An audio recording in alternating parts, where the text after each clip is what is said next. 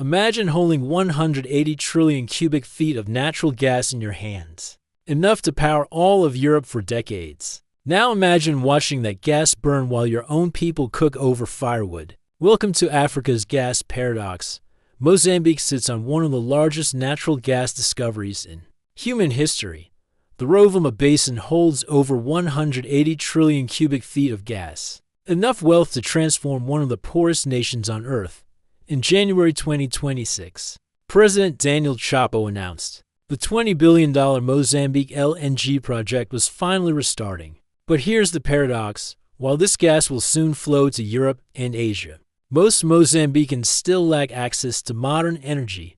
600 million people across sub-Saharan Africa live without electricity. The gas they could use to power their homes, their hospitals, their schools, it's exported, burned elsewhere. The flames you see at LNG terminals aren't cooking anyone's dinner in Cabo Delgado. The math is staggering. Africa currently exports 70% of its crude oil and 45% of its natural gas. The cost of this raw resource export is $15 billion lost every single year. That's money that could build refineries, pipelines, and power plants instead. The continent spends over $120 billion annually importing refined petroleum products. It could process itself. Energy experts call this extractivism at the end of the line. Dig it up, ship it out, let someone else capture the value.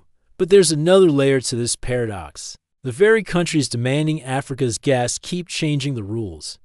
The Mozambique LNG project, led by France's TotalEnergies, has been a nightmare of geopolitical whiplash. In early 2025, the U.S. Export-Import Bank approved nearly $5 billion in financing. Good news. Then months later, the U.K. withdrew its $1.15 billion commitment, citing climate policy and security concerns. One government says yes, another says no. The project lurches forward anyway, carrying the whiplash of Western political cycles on its back.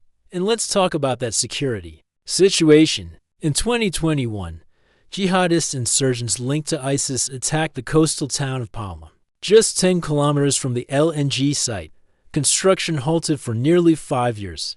Thousands died. Villages burned. Today, around 5,000 Rwandan troops protect the facility, backed by international private security contractors.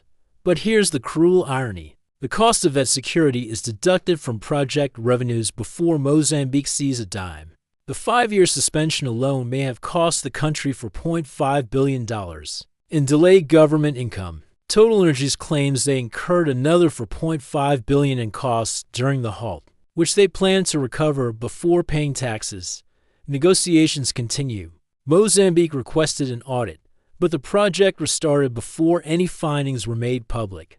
Meanwhile, local fishing communities were displaced to make way for the facility. Some received new housing in transit to fishing grounds. But the buses don't always run when the tides are right.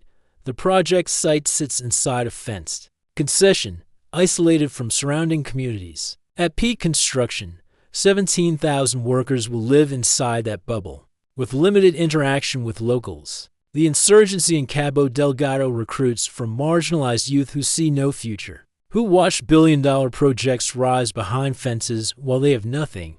The security apparatus protecting the gas may actually fuel the very resentment that feeds the insurgency. There is hope, though. The African Petroleum Producers Organization just launched the African Energy Bank, headquartered in Abuja with an initial capital of $5 billion. Its mission is to mobilize domestic capital for energy infrastructure, to reduce Africa's reliance on unpredictable foreign financing. It aims to unify intra-African pricing and potentially save the continent $1.4 billion annually. Over 150 critical projects remain stalled across Africa: refineries, pipelines, gas infrastructure blocked by financing costs that are simply too high. The African Energy Bank aims to unlock the $200 billion needed for this development by 2030.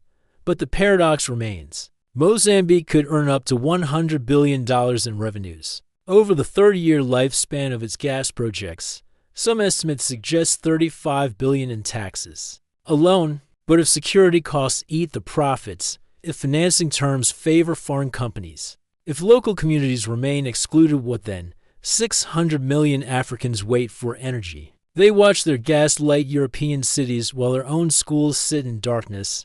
They watch foreign troops protect pipelines while their children go hungry. They watch politicians promise transformation while the benefits flow elsewhere. This is Africa's gas paradox, a continent rich in resources, poor in power, fueling the world's future, while struggling to fuel its own. The question isn't whether Africa has the gas, it's whether Africans will ever get to use it. This is Energy Unlocked. Subscribe for more.